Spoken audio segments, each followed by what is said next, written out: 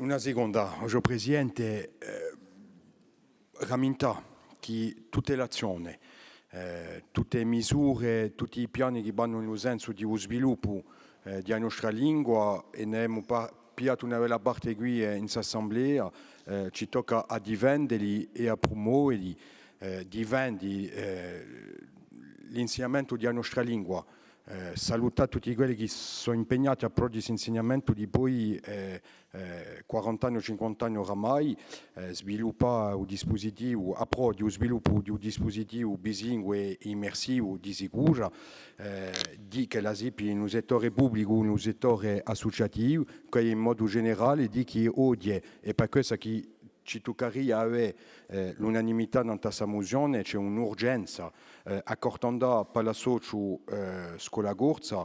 che aspettano risposte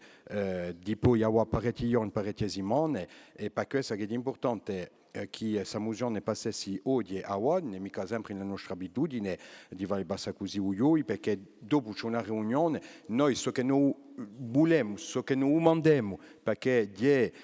un ruolo di noi, di un politico, di sciogli gabatodi, di chi ha asciutta di questa riunione, ci può essere una risposta accettevole dalla socio Scuola Gorza, che li possiamo